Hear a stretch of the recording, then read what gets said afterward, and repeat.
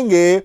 और ये जो संरक्षण अधिकारी है जिसको कि राज्य सरकार नियुक्त करती है और जो ये एनजीओ है, ये मिलकर एक पीड़िता को पूरा का पूरा संरक्षण देते हैं, सपोर्ट देते हैं, ताकि जो मजिस्ट्रेट की कार्रवाई है या फिर कोई कानूनी मदद है या फिर उसके निवास का संरक्षण है या फिर उसके पैसों का संरक्षण है, वो सभी किया जा सके। इसके बारे में हम डिटेल में चर्चा करेंगे।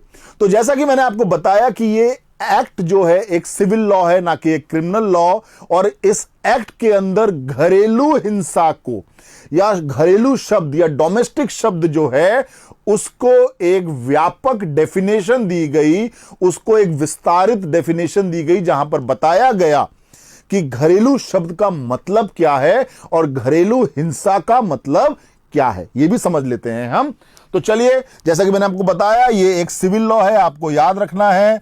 यहां पर भी क्वेश्चन बनता है कि घरेलू हिंसा से महिला संरक्षण अधिनियम 2005 एक किस प्रकार का नियम है। यह एक सिविल लॉ है, यह एक क्रिमिनल लॉ है, वगैरह वगैरह। तो आपको ध्यान रहे, क्योंकि देखिए जनरली क्या होता है कि हम इसको एक क्रिमिनल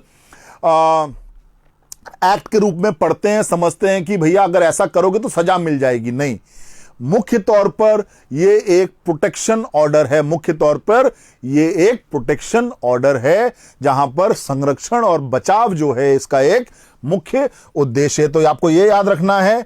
और जैसा कि मैंने आपको बताया, इस एक्ट मुख्यतः एक प्रोटेक्शन ऑर्डर है, ये भी आपको इंपॉर्टेंट है, जिसके द्वारा संबंधित पुरुष जो कि महिलाओं पे अत्याचार कर रहा है उसको किस प्रकार से रोका जाए।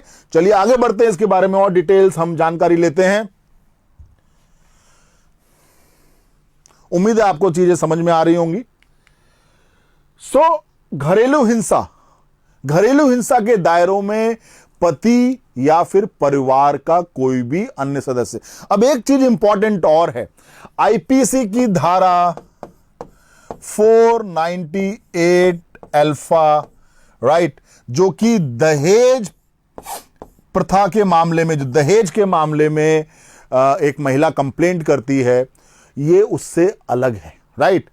498 अल्फा एक क्रिमिनल ऑफेंस है, नॉन बेलेबल ऑफेंस है, वेरेज घरेलू हिंसा से महिला संरक्षण अधिनियम 2005 एक बेलेबल चार्जेस लगते हैं। इसके अंदर कई सारी बातें समझेंगे, लेकिन याद रहे, यदि कोई सवाल आ जाए जो पूछे कि क्या ये अधिनियम और आईपीसी 498 अल्फा जो दोनों एक समान है, तो ऐसा नहीं है।